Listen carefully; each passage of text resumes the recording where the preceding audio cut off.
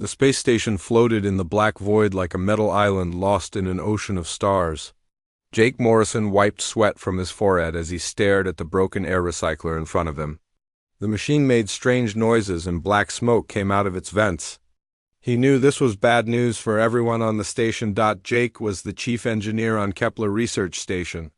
The station was home to scientists from 12 different alien species who worked together to study the galaxy. They had been out here for 2 years now, far from any planet or rescue ship. Everything they needed to stay alive had to work perfectly, and right now, things were falling apart. The station shook slightly as another piece of equipment failed somewhere in the lower levels. Jake grabbed his tools and headed toward the main lab where Dr. Lisa Bennett was working. Lisa was a smart woman who studied alien biology. She knew more about how different species lived and breathed than anyone else on the station. When Jake walked into the lab, he saw Lisa staring at her computer screen with wide eyes. Her hands were shaking as she read the data that was coming in from their sensors. Something was very wrong. "Jake, you need to see this," Lisa said without looking away from her screen. "The moon Zarian 7 just exploded." Jake moved closer to look at the screen. The data showed massive amounts of ash and rock flying through space toward their station. The explosion had been so big that it sent clouds of deadly particles in all directions. The worst part was that the ash cloud was heading straight for them. "How long do we have?" Jake asked. Lisa checked her calculations again. "Maybe 18 hours before it hits us. The particles are so small they will go right through our air filters. They will kill anything that breathes them." Jake felt his stomach drop. He knew that the station's air filters were not designed to handle something like this. The filters could clean normal space dust and some chemical fumes, but volcanic ash from an exploded moon was completely different. The particles would be like tiny glass needles that would cut up the lungs of anyone who breathed them. The news spread quickly through the station. Captain Roy Phillips called an emergency meeting in the main command room. All the alien crew members gathered to hear what they were facing. The Zephyrians looked like tall crystals that walked on 2 legs. The aquatic Myrtle had blue skin and gills on their necks. The insectoid Clixians clicked their mandibles nervously. As they listened to the bad news, Dr. Amy Foster, the station's medical officer, explained what the ash would do to living beings. "The particles are smaller than bacteria. They carry an electric charge that makes them stick to lung tissue. No known air filter can stop them.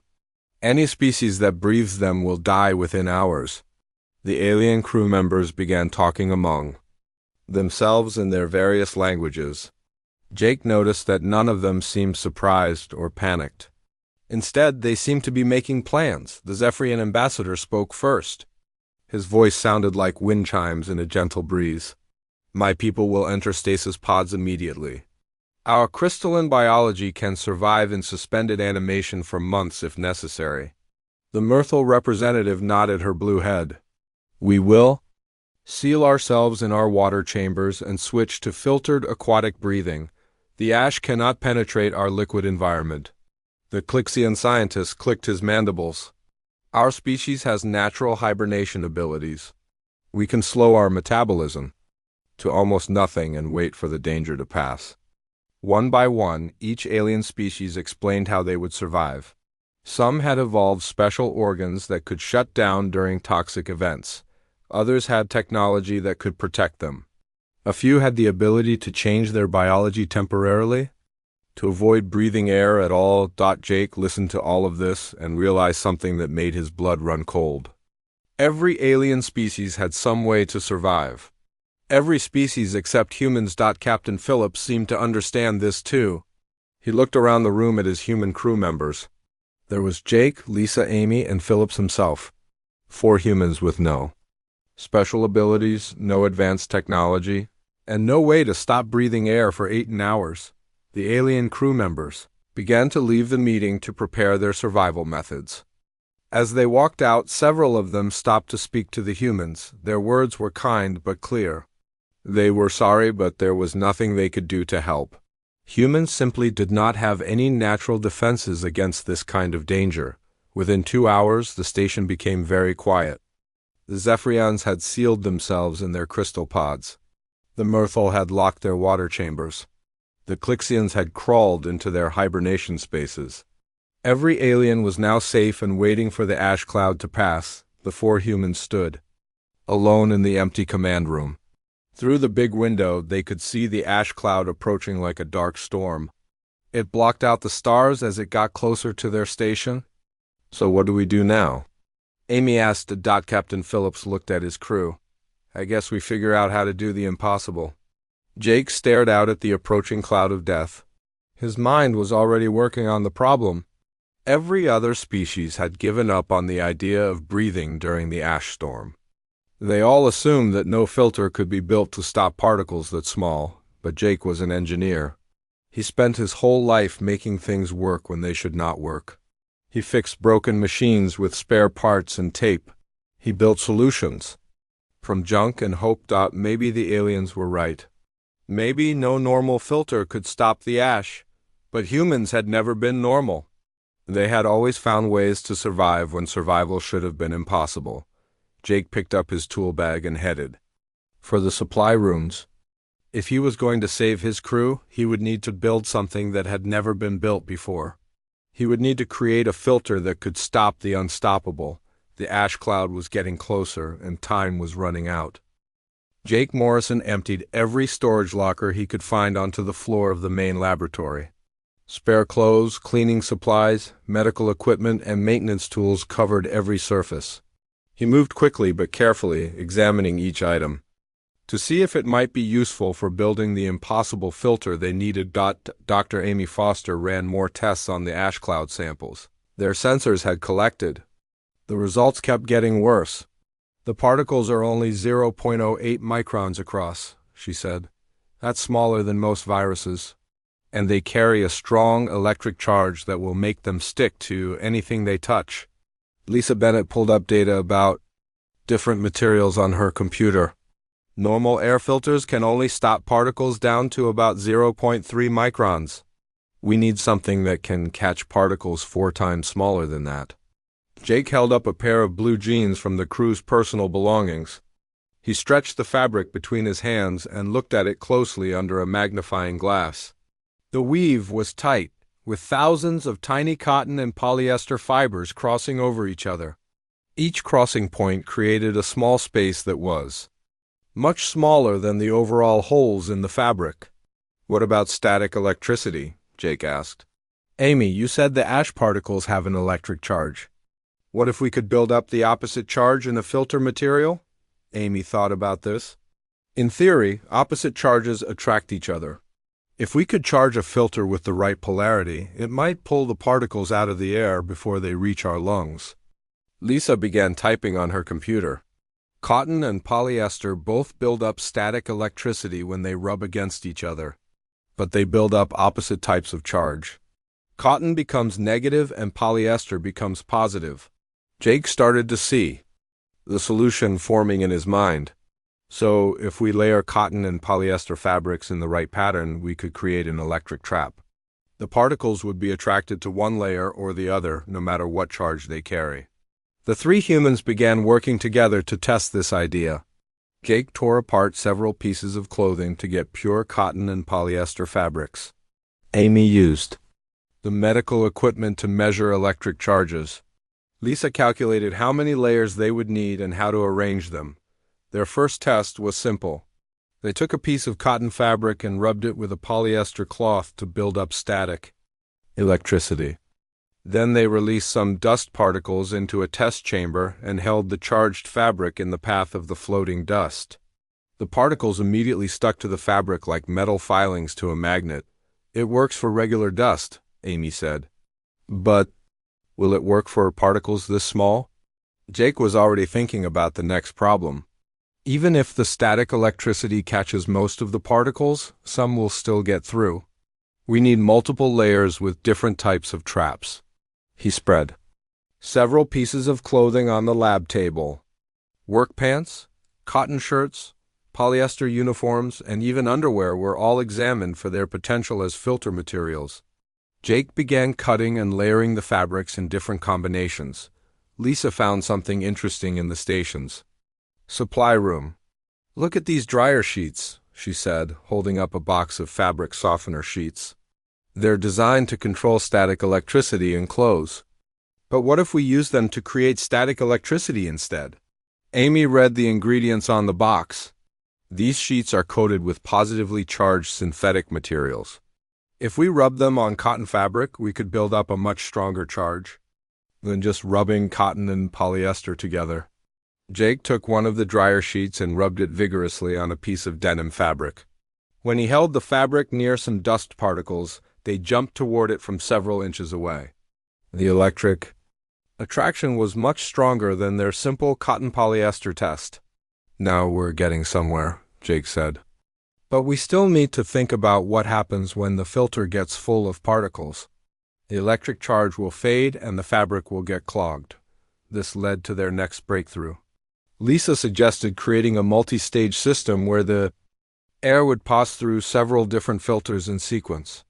The first stage would catch the biggest particles using simple mechanical filtering. The second stage would use electric attraction to catch medium-sized particles.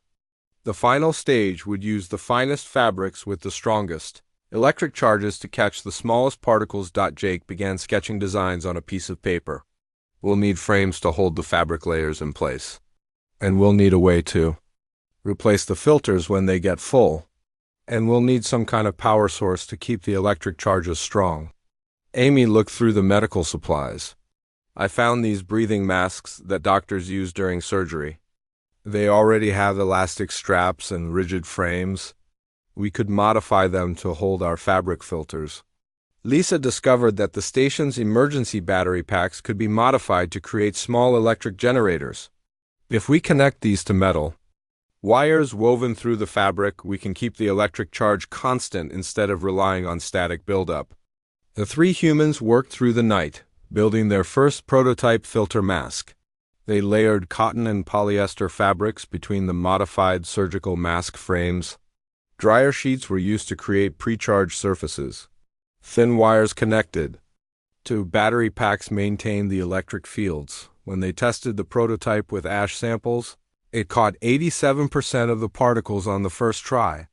That was much better than any normal filter, but Jake knew it needed to be better to keep them alive.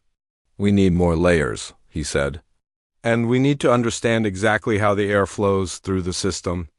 Amy used medical equipment to measure air pressure and flow rates. Lisa calculated the optimal spacing between fabric layers.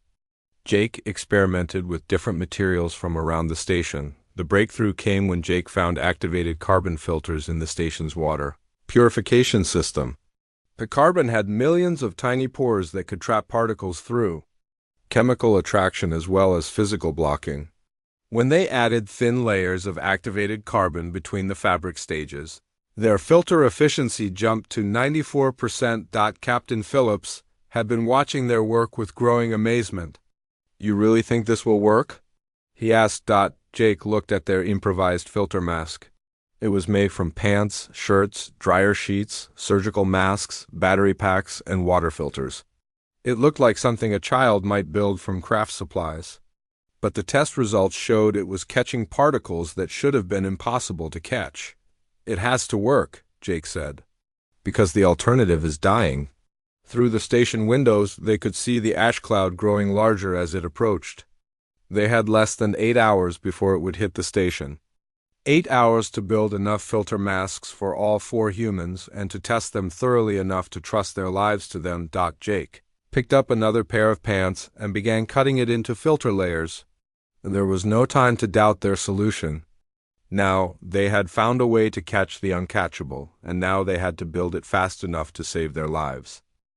Jake Morrison laid out 4 pairs of denim pants on the laboratory table and began carefully separating the fabric into individual layers. Each pair of pants would become the foundation for one life-saving filter mask, the cotton polyester blend. In the denim was perfect for their needs because it combined the static electricity properties of both materials in a single fabric. Dr. Amy Foster prepared the electric charging equipment while Lisa Bennett calculated the exact measurements they would need for each layer. The math was complicated because they had to balance airflow with particle capture. Too many layers would make breathing difficult. Too few layers would let deadly particles through.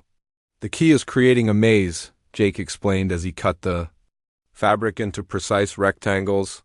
The particles need to travel through so many twists and turns that they bump into charged surfaces before they can get through to the other side. The first layer of their filter system used loose-weave cotton fabric charged with positive electricity. This would catch particles with negative charges and also slow down the airflow to give the other layers more time to work. The second layer used tight-weave polyester charged with negative electricity to catch positively charged particles. Between each fabric layer, they inserted thin sheets of activated carbon from the water purification system. The carbon had been designed to remove chemicals from drinking water, but its millions of tiny pores were also perfect for trapping microscopic particles. Jake cut the carbon sheets carefully to fit exactly inside the mask frames.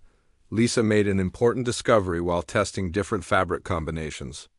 If we twist the fibers slightly before weaving them into the filter layers, we can create even smaller spaces between them.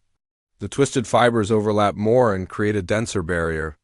Amy found a way to increase the electric charge by using the station's small maintenance generators. Instead of relying on static electricity from rubbing fabrics together, we can use these generators to create a constant electric field. The charge will stay strong even as particles accumulate on the filters. The alien crew members watched through their sealed chambers as the humans worked. The Zephyrian ambassador spoke through the intercom system with curiosity in his crystalline voice.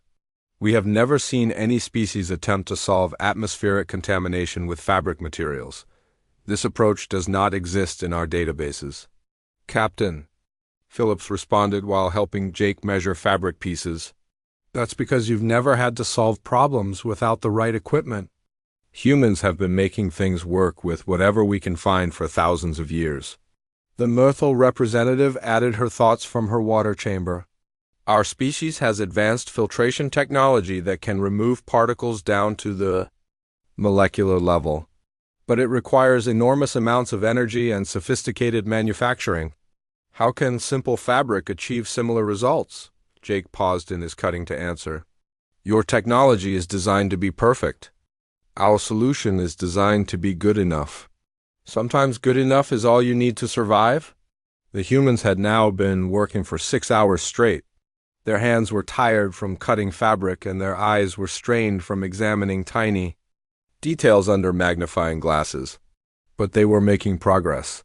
The first complete filter mask was ready for testing. Amy connected the mask to a breathing simulator that could measure how much air could flow through the system. The results were encouraging. A person wearing the mask would be able to breathe normally without feeling short of breath. The multiple fabric layers did not block airflow as much as they had feared. Lisa tested the particle capture efficiency using the most dangerous ash samples their sensors had collected. She released the particles into a test chamber and measured how many made it through the filter. The results were better than their earlier prototypes. The new design caught 96% of the particles, including the smallest and most dangerous ones. That's still not perfect, Amy pointed out. 4% of the particles are still getting through. Jake considered this problem while he worked on the second mask. We can't make the filter perfect without making it impossible to breathe through. But we can reduce the concentration of particles in the air enough that our bodies can handle what gets through. He explained that human lungs had natural defenses against small amounts of contamination. Mucus in the airways could trap particles and coughs could expel them. The goal was not to block every single particle, but to reduce the concentration to levels that human biology could survive. The Clixian scientist clicked his mandibles thoughtfully from his hibernation chamber. This approach shows interesting adaptation principles. Rather than creating perfect protection, you are creating sufficient protection combined with biological tolerance. Lisa nodded as she worked on the third mask. Exactly, we're not trying to compete with your advanced technology. We're trying to work with what humans do best, which is adapting to difficult situations. The fourth mask was completed just as the ash cloud entered the final approach phase. Through the station windows, they could see the dark cloud blocking out more and more stars as it drew closer. The leading edge of the cloud would reach them in less than 2 hours. Jake gathered his team around the completed masks. Each one looked strange but functional. Layers of denim fabric were held in wireframes connected to small battery packs.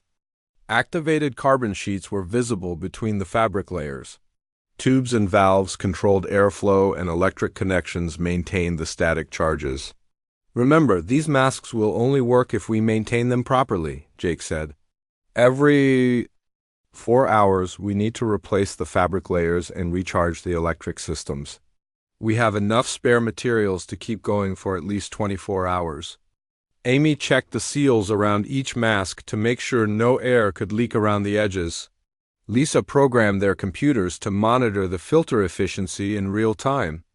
Captain Phillips established communication procedures so they could coordinate their survival efforts. The alien observers continued to watch with amazement.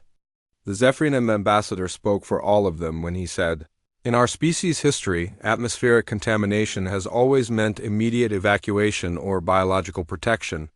The concept of constructing survival equipment from clothing materials is completely unprecedented." Jake put on his mask and took a test breath.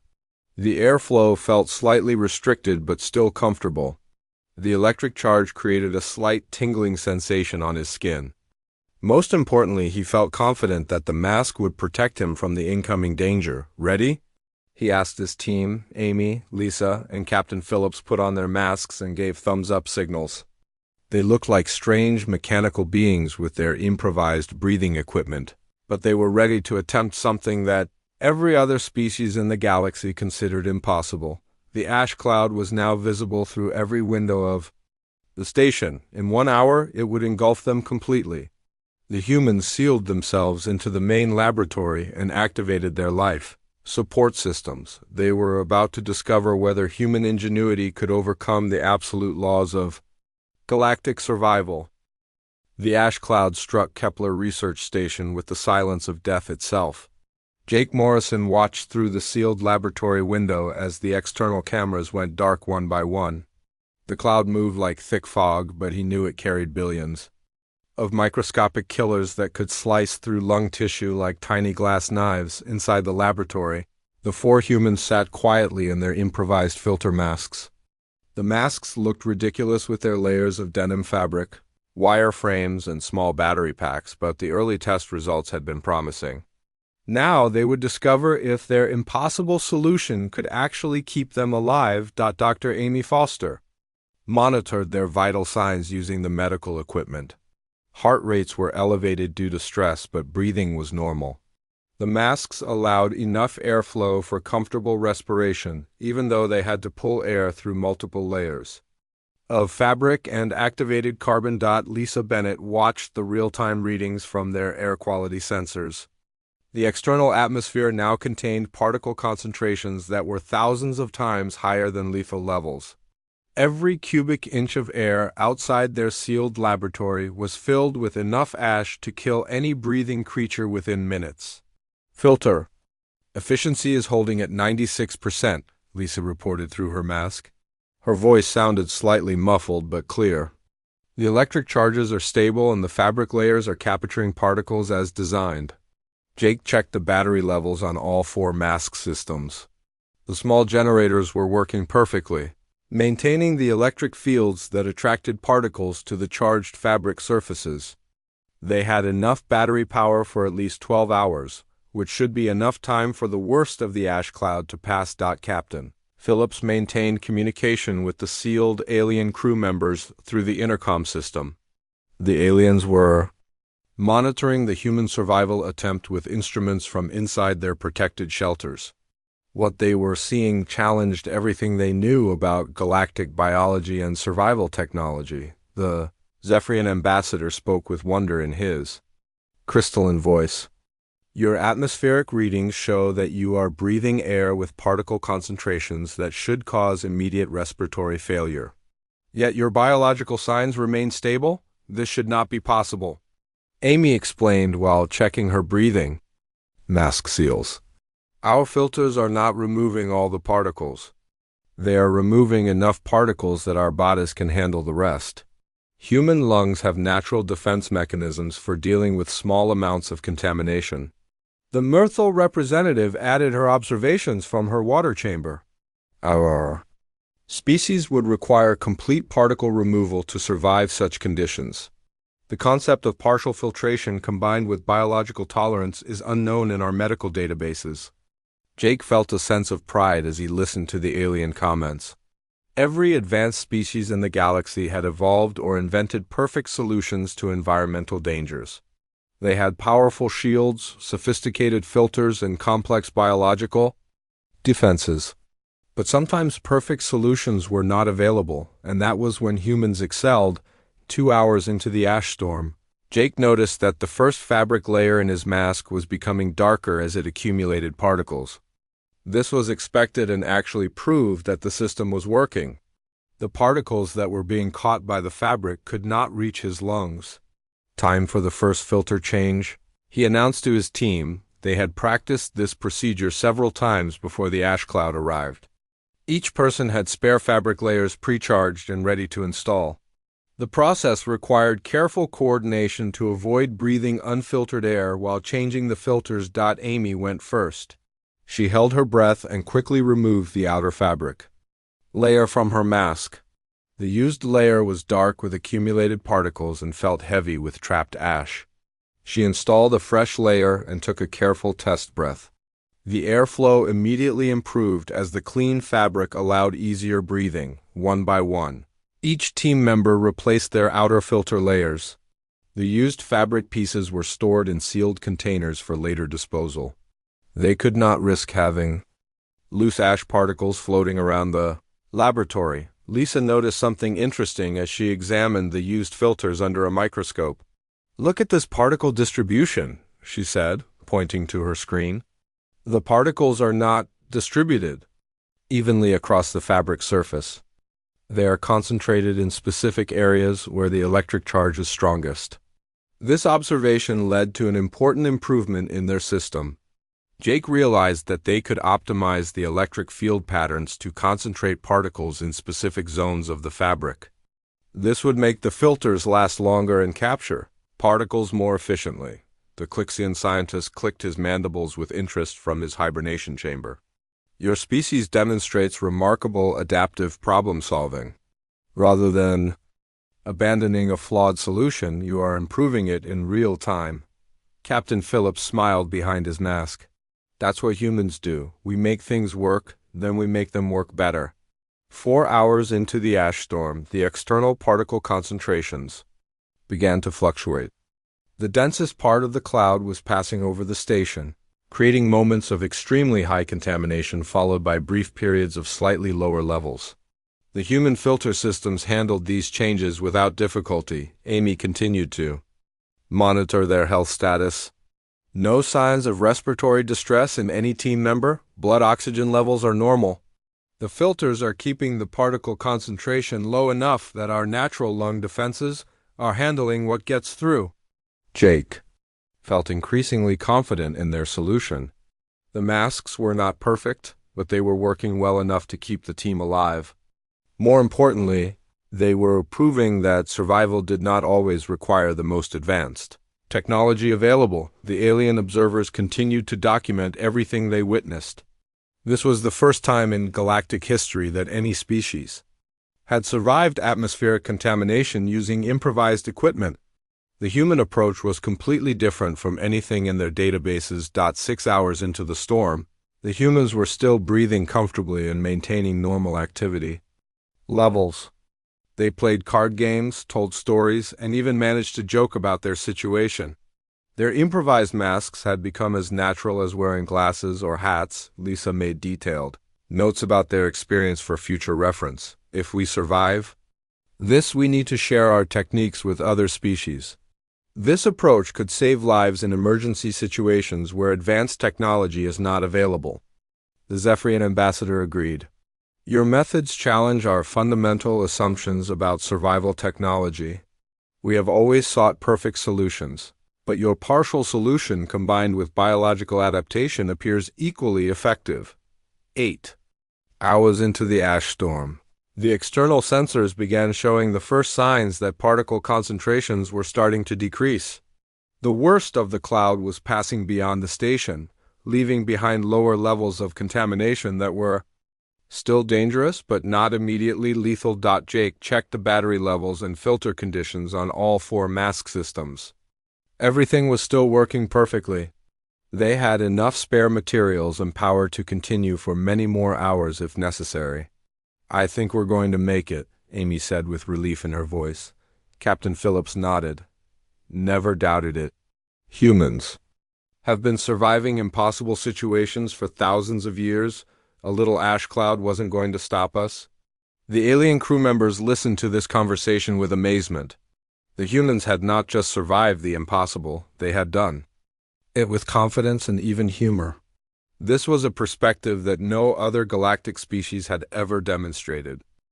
12 hours after the ash cloud first struck Kepler Research Station, the external sensors finally showed particle concentrations dropping to manageable levels.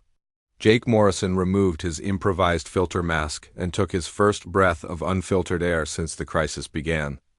The air tasted clean and fresh after hours of breathing through layers of denim, fabric, and activated carbon. Doctor immediately began checking the vital signs of all 4 humans. Blood pressure was normal, oxygen levels were perfect, and lung function showed no signs of damage from particle exposure. Their impossible survival plan had worked exactly as designed. Lisa Bennett gathered data from the air quality monitors throughout the station. The readings confirmed that atmospheric contamination was now below emergency levels and continuing to decrease as the ash cloud moved away from their location. They had successfully survived what every other galactic species considered absolutely lethal. Captain Phillips activated the intercom system to communicate with the sealed alien crew members. "All clear," he announced. "Atmospheric conditions are returning to safe levels. Human crew reports no casualties and no health issues." The response from the alien shelters was immediate and filled with amazement. The Zephyrian ambassador was the first to speak. "This outcome contradicts all established galactic survival protocols. No species has ever survived direct atmospheric exposure to volcanic ash clouds of this density." Amy smiled as she stored the medical equipment. "That's because no other species has ever needed to survive without proper equipment. Humans have been improvising solutions to impossible problems since we first walked upright." The alien crew members began emerging from their protective shelters one by one. The Zephyrians stepped out of their crystal stasis pods looking refreshed but confused. The Myrtle drained their water chambers and adjusted to breathing air again. The Clixians stretched their limbs after hours of hibernation. Jake carefully disassembled one of the filter masks to show the aliens how their system had worked. He spread the used fabric layers on a table and pointed out how different types of particles had been caught at different stages of the filtration process. "The secret was not trying to build a perfect filter," Jake explained. "Perfect filters require perfect materials and perfect manufacturing. We built a good enough filter using materials that were good enough for the job." Lisa displayed microscopic images of the captured particles on her computer screen. The fabric fibers had created a maze of electric charges and physical barriers that trapped particles through multiple different mechanisms. Some particles were caught by static electricity, others by mechanical blocking, and still others by chemical attraction to the activated carbon. The Myrtle representative examined the fabric layers with her sophisticated scanning equipment. The particle capture efficiency varies across different areas of the fabric, but the overall system achieves sufficient protection. This approach uses imperfect components to create adequate results. The Clixian scientists studied the battery-powered electric charging system. "Your species has demonstrated that survival technology does not require advanced manufacturing or exotic materials. Basic materials combined with creative engineering can achieve remarkable results." Jake nodded as he packed away the filter components. Humans learned long ago that the best solution is not always the most complicated solution. Sometimes the best solution is the one that works with what you have available. The alien crew members continued to ask questions about human survival philosophy and problem-solving approaches. They were particularly interested in how humans could remain calm and creative under life-threatening pressure, Amy answered while organizing the medical supplies. Humans have faced extinction-level threats many times in our history. Ice ages, volcanic eruptions, asteroid impacts, plagues, and wars have all threatened to wipe us out. We survived by adapting and improvising rather than by having perfect defenses, Captain Phillips added his perspective. Every human child learns that when something breaks, you fix it with whatever materials you can find. When the perfect tool is not available, you make a tool from something else. When the right answer doesn't exist, you find an answer that works. The Zephyrian ambassador processed this information with his analytical mind. Your species has evolved psychological resilience alongside technological creativity. Most galactic species develop perfect solutions and then depend on them completely. Humans develop adequate solutions and then improve them continuously. Lisa pulled up historical records on her computer. Let me show you some examples of human survival innovation. When early humans needed to hunt large animals, they didn't wait to evolve claws and fangs. They made spears from sticks and stones. When they needed to cross oceans, they didn't wait to evolve gills. They built boats from logs and animal skins. The examples continued for hours as the aliens learned about human history. The invention of agriculture using wild plants, the development of medicine using common herbs, the creation of written language, using marks on clay tablets, and thousands of other innovations that had allowed humans to thrive in hostile environments. Jake returned to his regular duties as chief engineer, but he carried with him a new understanding of what made humans special.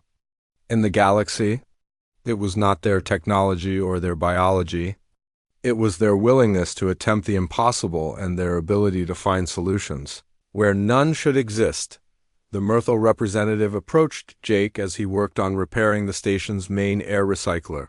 We would like to document your filtration technique for our galactic survival database. This method could save lives in emergency situations throughout the galaxy.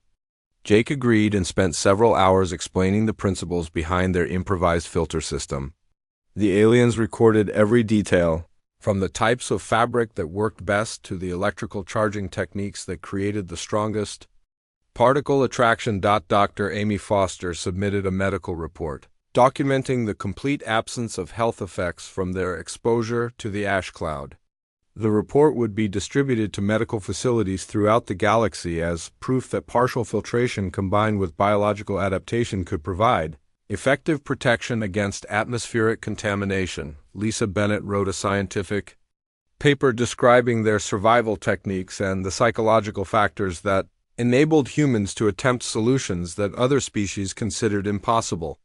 The paper would become required reading at galactic universities. Studying survival and adaptation, Captain Phillips filed his official report with Galactic Command, using simple words that would become famous throughout civilized space.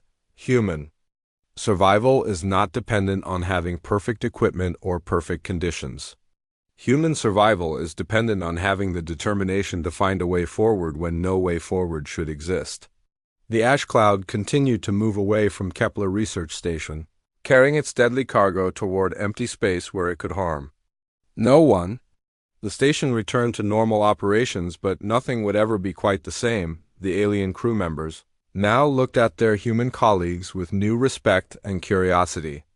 They had witnessed something that challenged their fundamental understanding of how survival worked in a hostile universe. Jake Morrison returned the borrowed clothing to the crew members who had donated their pants and shirts to the filter construction project. The fabric had saved 4 human lives and proven that sometimes the most valuable technology was the technology you already had. As he looked out at the stars through the station's observation windows, Jake felt proud of what his species had accomplished. Humans might not have the most advanced technology or the most sophisticated biology, but they had something equally valuable: the absolute refusal to accept that any problem was unsolvable. The galaxy was full of species with perfect defenses and perfect solutions. But when perfection was not available, there was only one species that could build survival from hope, determination, and a pair of old blue jeans.